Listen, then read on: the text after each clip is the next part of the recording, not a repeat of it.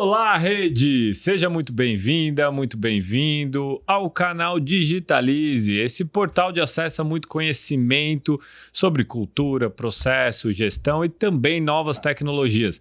Aqui, pelo menos, você tem a certeza que está escutando um papo com gente que já teve muitos resultados positivos nessa era digital.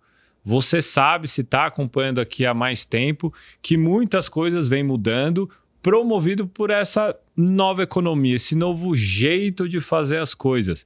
Não que tudo que a gente esteja fazendo de novo seja o certo.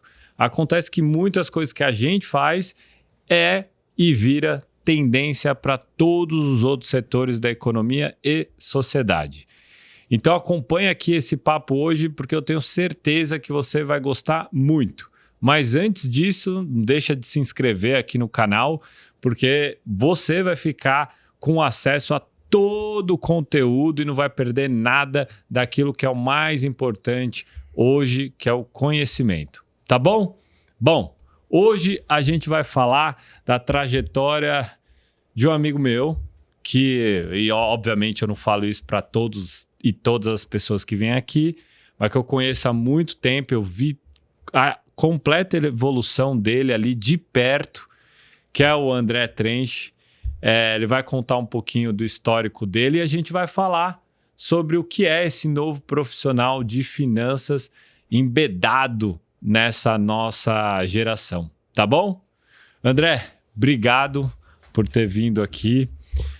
Eu sei que é difícil te tirar do conforto, do escritório, do trabalho, até porque, assim, enfim, hoje eu acho que todos os profissionais acho que têm que ter essa habilidade de comunicação, e eu sei que você tem, porque você tem o engajamento do LinkedIn, a galera gosta de você, por algum motivo gosta de você, do aspecto profissional, porque do pessoal eu já tenho muito apreço por ti, então nem é esse o ponto.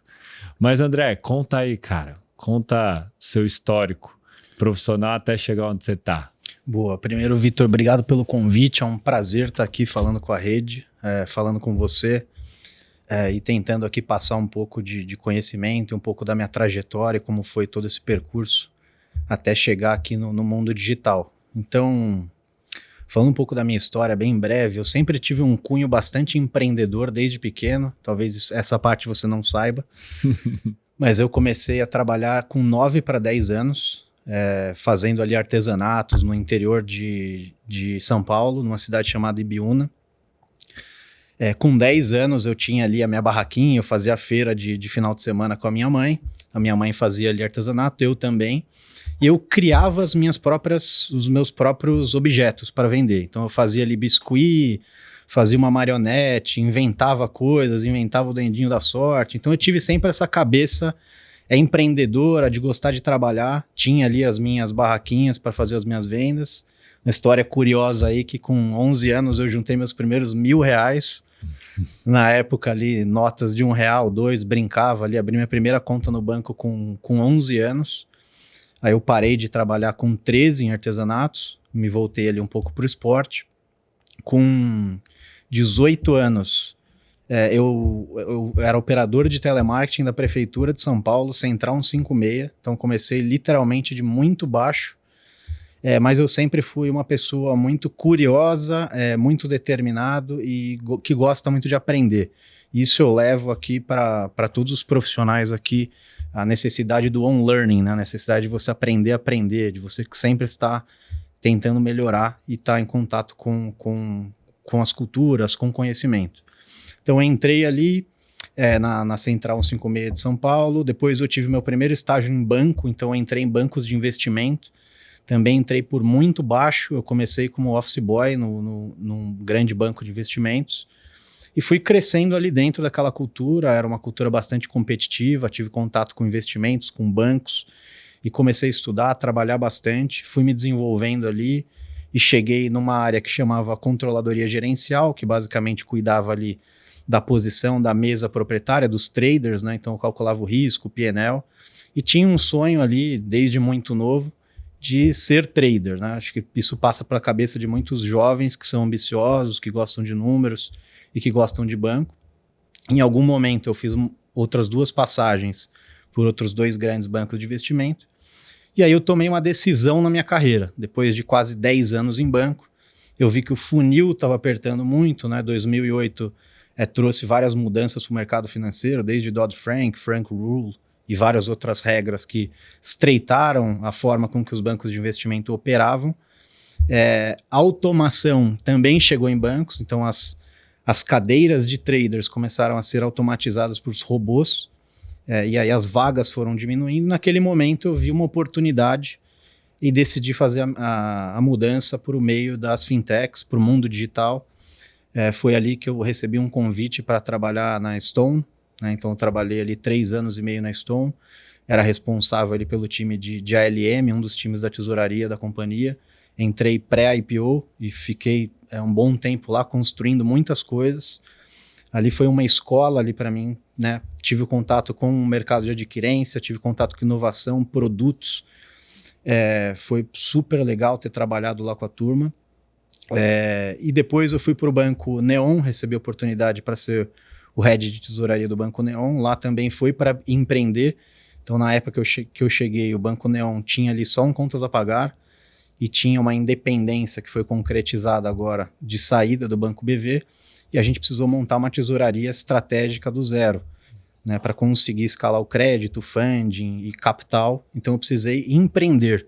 Eu sempre tive essa veia desde o começo da minha história de construir, né? Hoje eu estou numa posição de executivo, já chego nesse movimento, mas eu ainda me vejo bastante como empreendedor.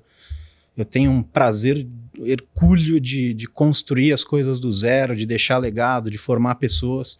E conectando com o que você falou, talvez daí venha o engajamento no LinkedIn, com a quantidade de profissionais que eu tive a oportunidade de ter contato ao longo dessa jornada. E saí do Banco Neon depois de 2 anos, e hoje eu sou diretor de tesouraria do PagBank. Estou com um desafio bem grande lá também, de reestruturação da tesouraria, de automação, digitalização da tesouraria, para que a gente consiga escalar o negócio de um banco, e estou bastante feliz no mundo digital, no mundo de fintechs. Eu brinco que eu não voltaria hoje para a economia tradicional, para a velha economia. Sei que a velha economia também está se movimentando para se modernizar e atrair talentos, mas eu sou muito movido a desafio, a empreender, a construir coisas, deixar legados. É isso que me faz acordar todo dia.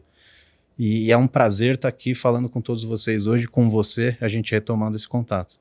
Pô, esse histórico é incrível, porque assim, tem alguns profissionais que não encontram tanta oportunidade de furar a bolha, né? Você vê estatisticamente ali, até quem está nos ouvindo, nos assistindo, pode fazer isso no LinkedIn, pegar as empresas nativas digitais, ou seja, aquelas empresas que têm algum produto ali digital de 2015 para frente. Se você pegar hoje de gerente para cima, em qualquer área, a chance de você encontrar um ex-nativo digital ou um ex-profissional que já pisou numa empresa digital é muito grande. Então aí você tem, sei lá, vamos pegar uma área de marketing ou comunicação ou até finanças, você vai ver lá, abrir uma vaga para gerente, head da área. A chance de ter um ex-Nubank no Mercado Livre, um ex-Mercado Livre na 99, um ex-99 em outro lugar é alta. Eu já passei algumas experiências, já passei por algumas situações da empresa tentar agregar muita gente das empresas convencionais, digamos assim, ou empresas de outra geração, né? Que deram certo, surfaram uma ondona e tal. Só que sempre, às vezes, encontra e esbarra num conflito até cultural, jeito de fazer as coisas, né? E aí eu costumo fazer uma analogia do cowboy com o especialista. Chega um momento que a empresa, mesmo ela digital, ela tem um conflito inerente entre esses dois atores, que é cowboy como característica principal, tem sair do ponto A ao ponto B, não importa o que, sai devastando tudo. queimando tudo. Pouco importa a forma. Ele saiu do ponto A até o ponto B, ele entregou. Só que aí o cowboy olha para trás e fala, putz, tá tudo desarrumado. Olha, coisa toda, ó, queimado, coisa arrumada. Aí ele chama o especialista. O especialista vem, só que aí o especialista vem num ambiente que tem muito cowboy. Tem os caras que estão nem aí. Ah, só vamos fazer. Vamos fazer. Aí tem o conflito. E aí, nesse conflito, eu vou dizer, a longo prazo, pelo que eu vejo, o especialista ganha a batalha, ele fica. Pode até ter ganhado menos dinheiro, porque o cowboy foi lá, levantou o negócio, tal, vendeu a participação, tal. Mas, assim, no final das contas, o especialista, ele fica... Só que ele fica num ambiente diferente, que você precisa ter, de fato, o que você citou, de ser empreendedor. E aí, tirando a roupagem dessa característica de empreendedor, fato é que o que eu vejo diferente, eu não sei se você repara nisso, que assim, diferente de outras empresas, eu trabalhei em consultoria aí muito tradicional, que era um microgerenciamento, aí você tinha, sabe, você sabia até onde você podia ir. Geralmente empresas com o DNA do digital, que é mais do que tecnologia, né? Tem uma gestão diferente, um time diferente, tem mais autonomia e responsabilidade também. É um accountability ali, ó, pô, vai, você falou que é bom? Tá bom, então vai.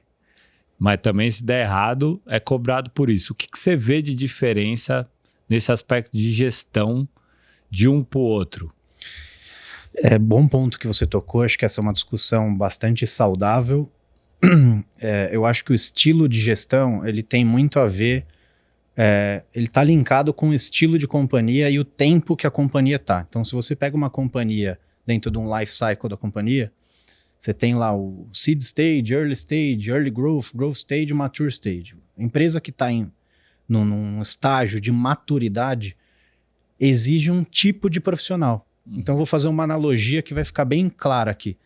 Assim como nas companhias, em um relacionamento pessoal, o relacionamento tem fases. Uhum. E que não quer dizer que você está indo bem naquela fase que você vai tá se dando bem na fase que você tem filho, ou na fase que você vai se aposentar, que seus filhos já saíram de casa. Então, a analogia aqui é o profissional que vai passando por esses ciclos, ele é exigido dele tipos de habilidades distintas entre si. Uhum. E isso não tem certo ou errado, tem o que é certo para a pessoa.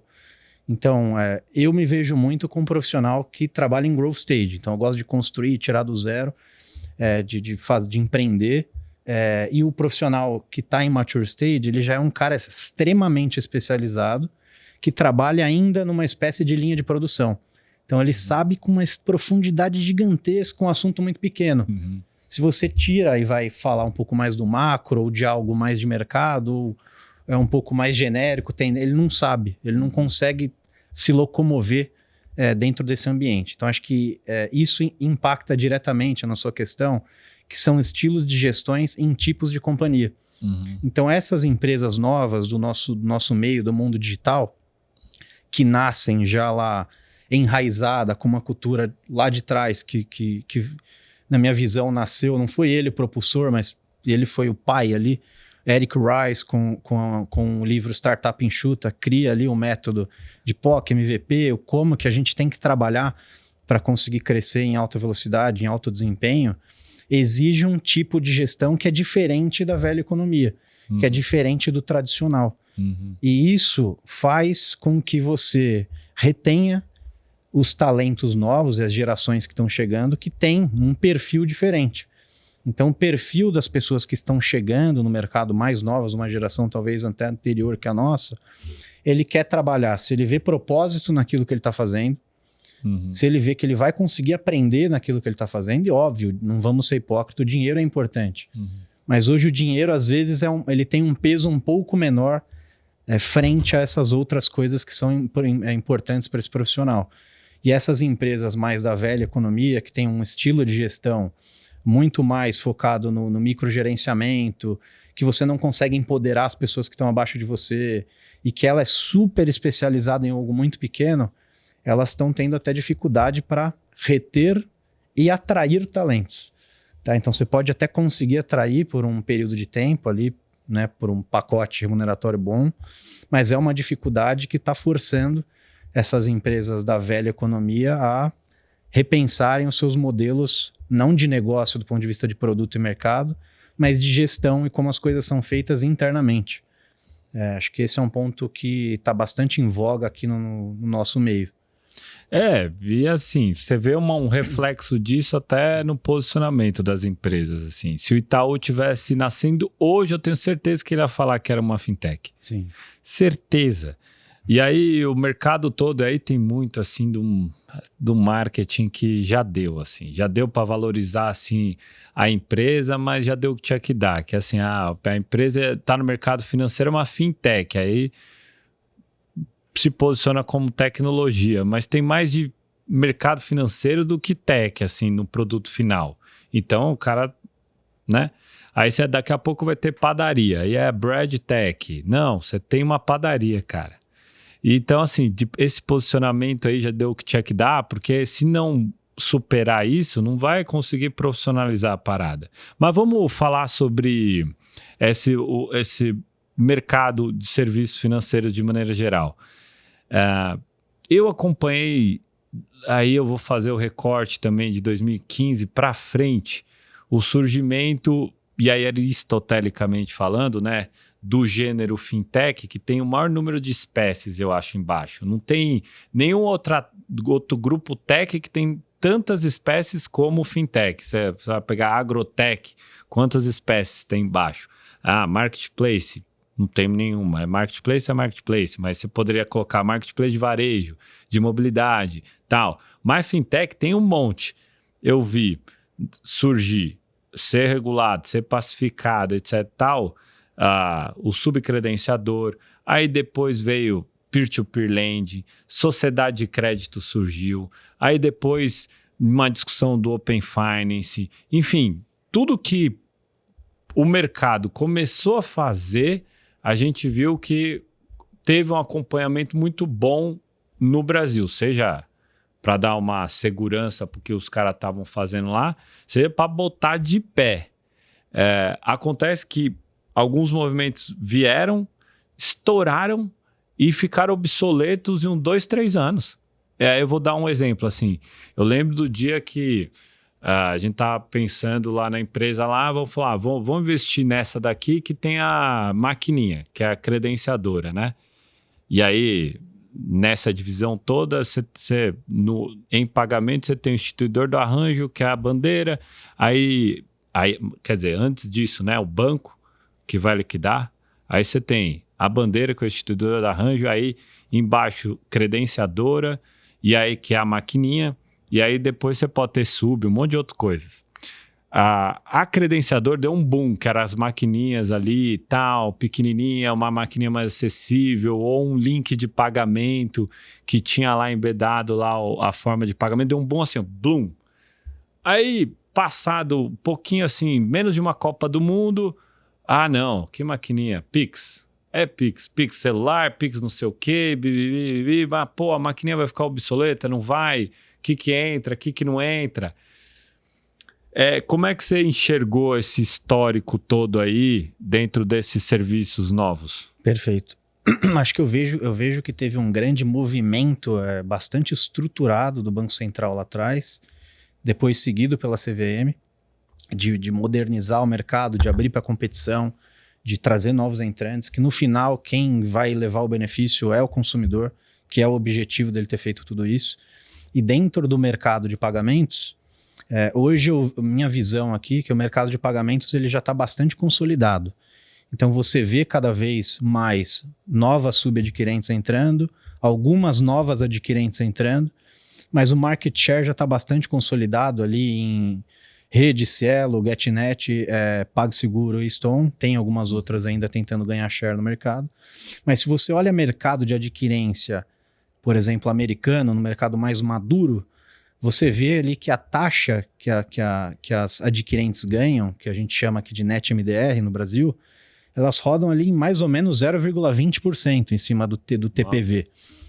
Que é um mercado muito maduro. aqui a gente saiu lá com o advento do marco regulatório de pagamento da 2.865, a gente saiu de 8,5 e estamos hoje num ballpark ali de 2,5% a 3% de net take rate. Ainda aqui no Brasil, se a gente pensar daqui 5, 10 anos, a tendência é que a adquirência vira uma commodity. Uhum. Então, o movimento natural do mercado, dos que estão em adquirência, é agregar valor para o cliente com outras soluções de pagamento para servir ali o merchant. Então, a gente tem visto aqui não só o advento do Pix, mas agora o Tap on Phone. Então, você já consegue fazer transações pelo seu telefone, você já consegue transformar o seu celular em uma máquina de captura que tem um custo menor para o adquirente e, com certeza, na base, no cliente final, no estabelecimento comercial. E você vê algumas adquirentes que estão se posicionando mais com serviços financeiros. Então, eu tenho ali as frentes de adquirência, que eu vou gerar receita, que é o NetMDR, o float, a antecipação de recebível e o aluguel e venda da máquina, que são as principais fontes de receita de um adquirente, mas ele caminhando ali ou para serviços financeiros. Então, seguro é algo que a gente você vê bastante os adquirentes entrando, especialmente microseguro, que tem uma margem bastante alta e ainda não é um mar vermelho, como é o de adquirência. E algumas se transformando em bancos digitais com foco em trazer não só os clientes que eu chamo aqui de long tail, o micro merchant, o nano merchant, o SMB, que é o Small and Medium Business, e o Key Account, mas também trazendo pessoas físicas. Né? Então, no mundo de pessoa física, o cliente ou ele quer investimento ou ele quer crédito. Nas frentes de investimento, acho que tem uma gama de tipos de investimento que você pode oferecer e que eu ainda não vi ninguém fazendo do ponto de vista de inovação tecnológica em investimento. Você vê um pouco de robo-advisor, você vê alguma coisa nesse sentido. Mas você pega fintechs lá de fora como a Moven, do Brett King, o cara tem, um negócio absurdo ali do ponto de vista de automação, de inteligência em cima dos dados do cliente para ele oferecer melhor solução para o cliente, não necessariamente a que matematicamente é melhor, ou a que o assessor vai ganhar mais dinheiro, que no final tem um conflito no mercado, a gente sabe disso. E no mundo de banco, a gente vê algumas fintechs vindo bastante posicionadas no crédito, seja para pessoa física ou pessoa jurídica, o que necessita um capital, bastante capital intensivo para você crescer carteiras de crédito, e que também abre um leque bastante grande para implementações de ferramentas que os bancos mais tradicionais têm um pouco de dificuldade, estão caminhando de se implementar, seja em modelos de behavior, seja em inteligência artificial, ou seja ali na parte de fraude, que é uma dor bastante grande para você operar e operar o crédito também. Então eu vejo um pouco desse movimento, mas é um mercado que ele chegou ali num movimento estacionário. Então a gente via ali em 2018 para até 2020, pré-Covid, um movimento grande de bancos digitais surgindo, geralmente as empresas em cash burn, com investimento muito alto, né, que traz aqui para a gente um CAC muito alto, um custo de aquisição alto para atrair novos clientes, ou seja, você mostra um número alto de contas abertas, que podia ser um possível múltiplo de receita para você vender a empresa na frente, ou enfim, mas que se você olha o índice de ativação dessas contas, muito baixo, ou seja, não está sendo rentável fazer isso mais, que é o que a gente chama nas companhias aqui de... E isso é o red line management, né? Olhar só receita, crescimento a qualquer custo, e você prejudica o lucro líquido, prejudica a rentabilidade. Então, acho que a gente chegou num momento aqui, em fintechs de adquirência, em novas soluções de pagamento, para servir melhor os estabelecimentos comerciais, e na frente de bancos digitais, você focar em pescar já no seu aquário, né, e aumentar essa rentabilidade da base de cliente, a ativação, e a briga vai estar na principalidade. Quem vai ter a principalidade dos clientes? Porque se você olhar hoje em número de contas, a gente já tem mais contas abertas do que número de habitantes no Brasil. Ou seja, tem muita gente com um monte de conta em vários lugares que não estão usando. Né? Isso é muito bonito no passado para você mostrar um número inflado de contas abertas.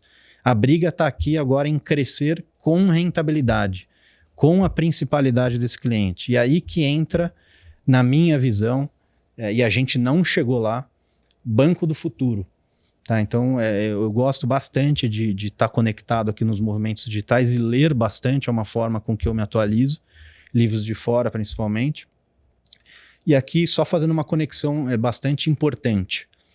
Tem um livro muito bom do Peter Thiel, que foi um dos principais executivos do PayPal nos anos 2000, que chama Do Zero ao Um, né? E ele fala bastante ali sobre as empresas que são as revolucionárias, são as que vão do 0 a 1, ou seja, ela cria algo para atender uma dor que ninguém fez.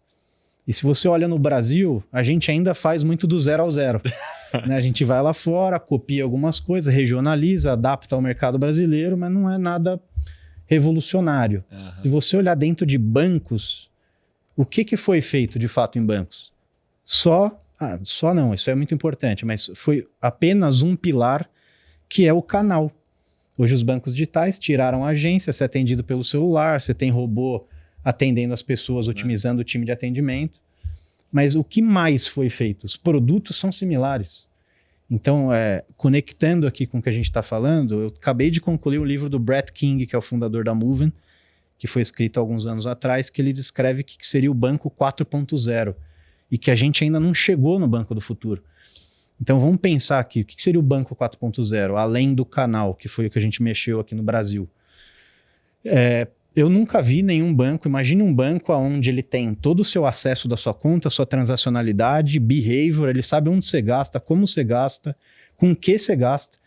Ele tem todo o fluxo de caixa o seu fluxo de caixa controlado. E você vai fazer uma compra aqui de uma geladeira ou de um utensílio online e você não sabe qual é a melhor data de pagamento. E você aciona o seu banco por voz e ele fala, Vitor, de acordo com o seu fluxo de caixa, é melhor que esse pagamento seja no dia 17. Uhum. Porque assim você otimiza a sua gestão pessoal financeira. Quem fez isso? Qual foi o banco que você consegue, por um comando de voz, acessar o app para pagar o seu boleto antes dele vencer, por mais que ele esteja... Você esqueceu? Quem não esqueceu de pagar boleto alguma vez? Quem não esqueceu de pagar conta? A gente chegou lá. Então, acho que o que eu queria deixar existe ainda muito espaço para a gente chegar no banco do futuro. E o que a gente fez aqui foi só, não tirando o mérito, né? Aqui é uma baita entrega, foi digitalizar os canais. Canal de entrada, canal de aquisição, e cortar a agência, que é o meio físico, que tem um custo muito alto e que fez os bancos digitais serem um negócio de cauda longa. Mas ainda tem muito espaço para a gente chegar no banco do futuro. Né? E acho que a gente não chegou lá ainda. Pô, você disse vários pontos positivos, né? Vou começar pela questão assim, a disputa para que a pessoa que tem a conta use. Na verdade, eu poderia colocar de uma outra forma que, assim, eu acho que a única disputa que reúne de banco até Uber, até... iFood, Rappi, todas elas, todos os apps, é a atenção do cara. Quem ganhar atenção, leva. Por quê? Vai ter mais dados ali para operar. Então, na prática, você vê banco botando coisa para vender, virando um e-commerce, você vê e-commerce tentando virar banco, aí você vê depois cria uma outra camada, uma terceira, uma quarta, uma quinta, mas todo mundo está disputando essa atenção para gerar outros serviços. Aí o segundo ponto. O segundo ponto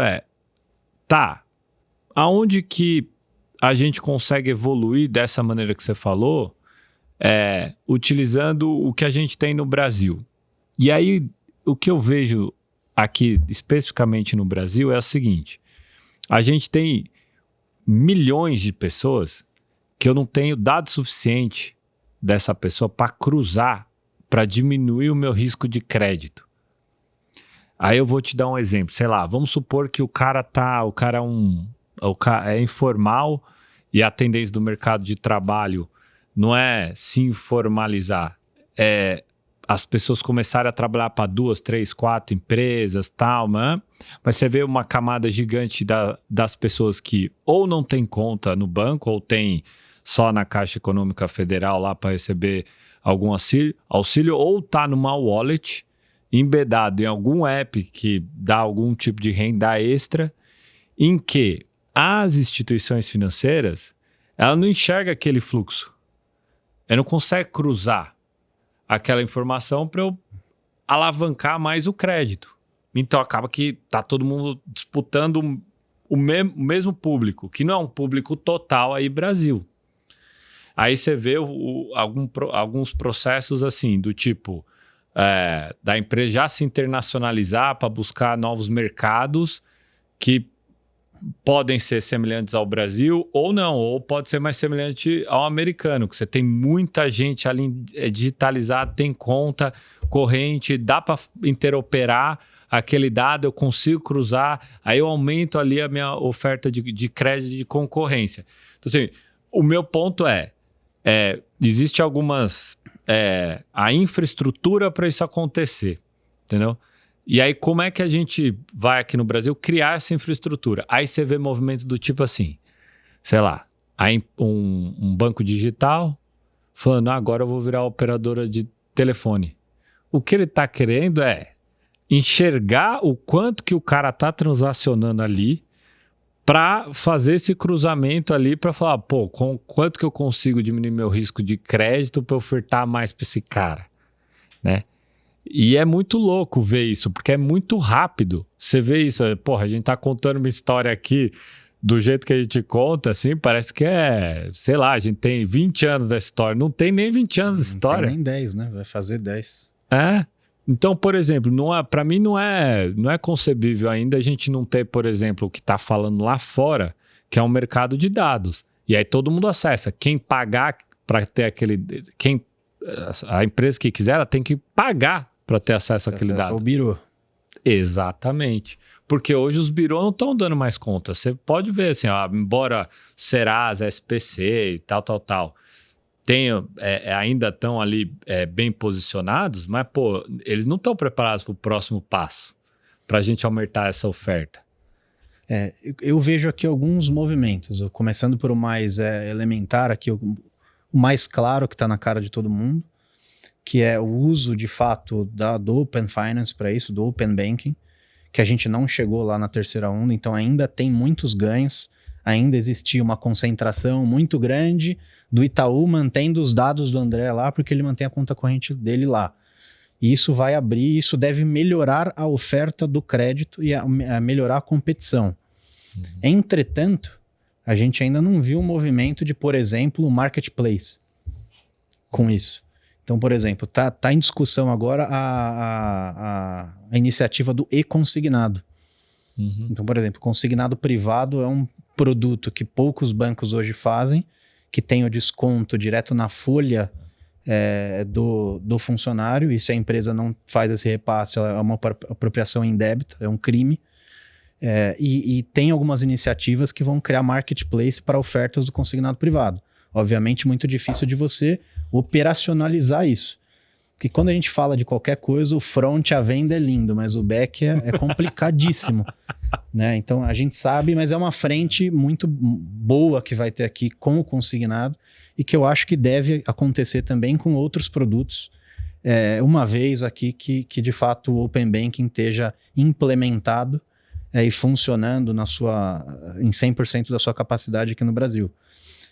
E operar crédito, eu ainda vejo uma dificuldade grande, não só com os dados, com o behavior, com o que você vai fazer com esses dados do cliente, mas também, igual na adquirência, hoje para mim já ainda apesar de ter um espaço grande, tem muito banco digital oferecendo crédito, muita fintech, muita CCD e por aí vai. Mas para você fazer crédito, você precisa ter... Você fazer um banco, você tem 4 pilares para ter um banco. Banco é fidúcia. Você não vai deixar o seu dinheiro num lugar que você não confia, você vai resgatar e não vai estar lá. Porque você não confia no nome. O banco é gestão de risco de crédito, e crédito a gente está falando do ciclo de crédito, aquisição, cobrança, fraude. A gente está falando de capital e a gente está falando de liquidez. E o que para mim deve matar algumas dessas fintechs é a liquidez. Né? A gente prega que esses novos entrantes vão aumentar a competitividade na ponta para o cliente que está tomando crédito. Só que se você for ver, a oferta ainda talvez é mais cara do que os bancões, porque eles estão indo num nicho de risco mais caro e para ele acessar esse capital, geralmente ele vai em mercado de capitais com emissão de FDIC ou de uma SPV que emite uma debênture e que tem um custo caro. Tem um custo caro. E se ele faz isso com um banco, ele tem que alocar o capital. Né? E a gente vê um movimento grande de algumas fintechs com dificuldades com o capital, que veio o advento da Resolução 300 no ano passado, que está adequando ali todas as fintechs que operam com várias licenças como um banco sem ser um banco. Né? Então tem ali aquele...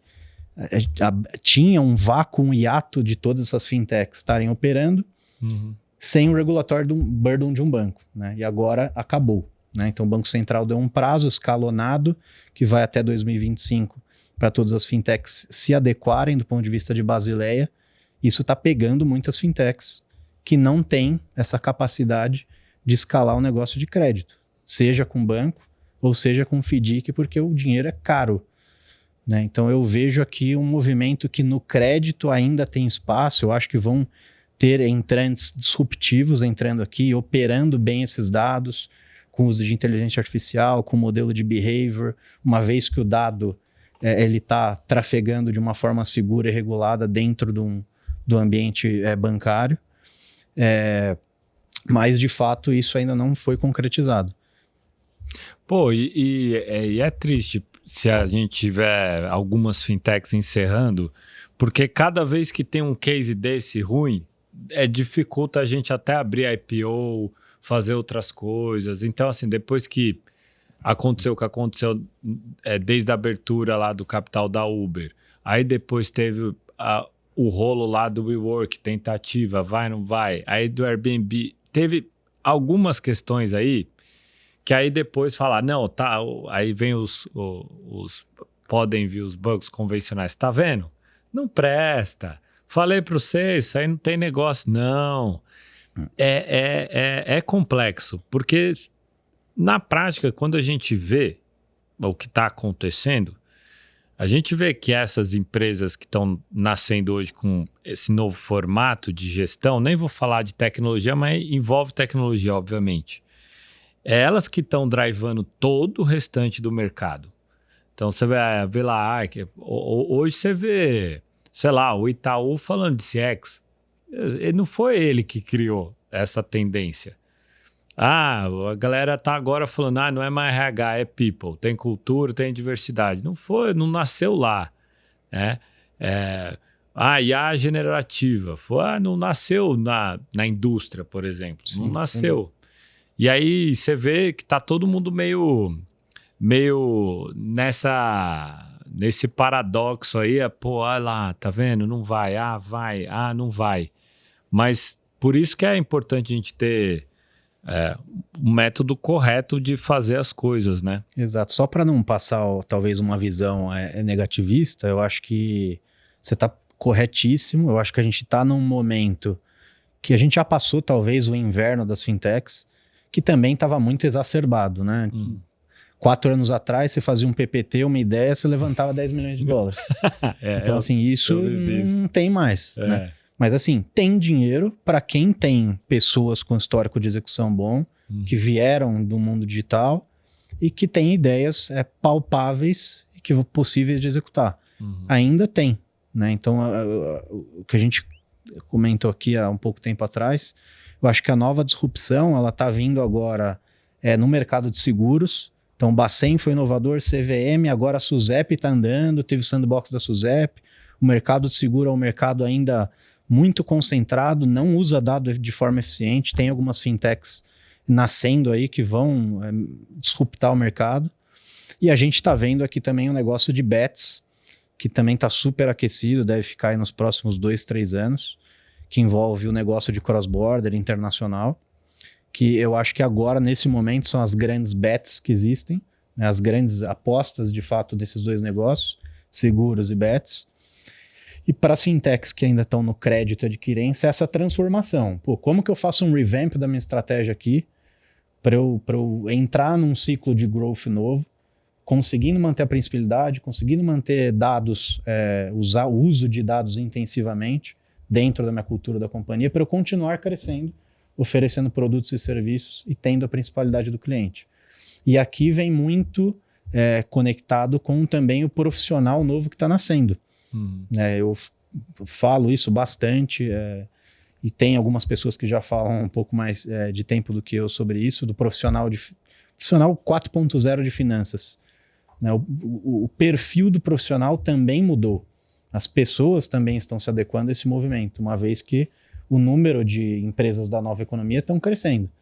Né? E a gente via muito lá atrás. Eu vim de banco. Nos anos 90, começo do 2000, Excel. Depois do Excel veio um pouco do VBA, um pouco da programação, da otimização com o próprio Excel, mas tem suas limitações. Depois, em 2010 para 12, veio o Python e o SQL e outras linguagens, não só para os times de tech, mas para os times de finanças, controladoria, contabilidade, tesouraria, pessoal usando mais esses dados, e isso gera um movimento muito grande que ainda tem muito espaço, na minha visão, de você transformar times que são operacionais em times de monitoramento. Então você vê muita ineficiência, cara inchada, o pessoal ali fazendo o trabalho operacional. Uma vez que você otimiza isso, o tempo das pessoas ele é usado para monitorar uma operação, né, para tomar decisões com base no que está acontecendo, em monitorias do que está acontecendo. E o tempo que sobra também é utilizado para o profissional agregar valor para a unidade de negócio. Pô, tenho dado, eu tenho aqui, por que a gente não faz isso? Para projetar melhor alguma coisa, tomar uma decisão melhor. E isso vai na veia do negócio de um banco digital, que afeta o custo de servir, que é o CTS, o Cost to Serve. Então você vê bancos digitais fazendo isso muito bem com custo de servir baixo, porém ainda com o RPAC, que é o Revenue Per Active Client, ainda baixo. Ou seja, ele roda de forma ótima, mas ele não está conseguindo rentabilizar. Uhum. O segredo está em ter um CTS muito baixo com um RPAC alto, e aí esse é o ganho todo. E eu ainda, dos que eu vi que fazem bem isso, hoje é só o Nubank. Ou seja, tem espaço ainda para outros chegarem lá do ponto de vista de olhar para dentro e melhorar o que eu tenho aqui na minha casa. E isso tem a ver com a mudança do perfil do profissional de finanças.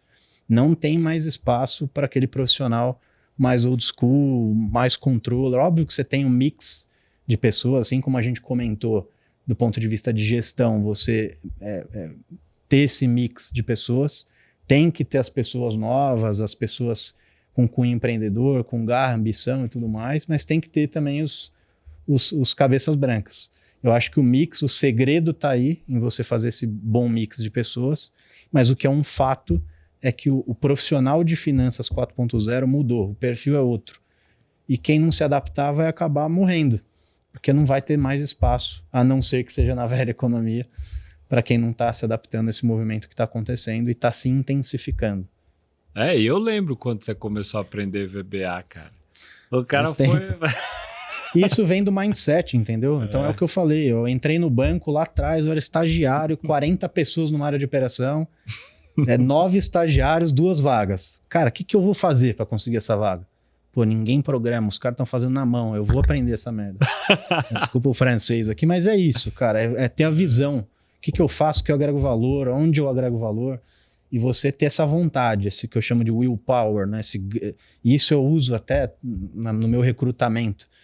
É procurar pessoas que tenham a motivação intrínseca, tirar de dentro e fazer, ir atrás, isso muda o jogo. Tem que ter isso, assim, e aquele cara, isso está em todos os níveis, eu não estou falando só em nível de analista, estou falando até em nível de executivo. É o on-learning, o mercado está mudando. Se você pegar os principais CEOs do mundo, os caras estão estudando. Cara, tem foto aí, você posta, os caras estão lá sentados estudando. Que eu não tô, que eu tô falando que eu sei tudo. Tem que ter um pouco de humildade. Obviamente é um outro tipo de estudo, né? Às vezes o executivo muito senior, ele usa uma metodologia de, preciso ler revistas de fora para saber o que está acontecendo. Sabe o que está acontecendo na China? Agora, os caras estão lançando agora pagamento com reconhecimento da palma da mão.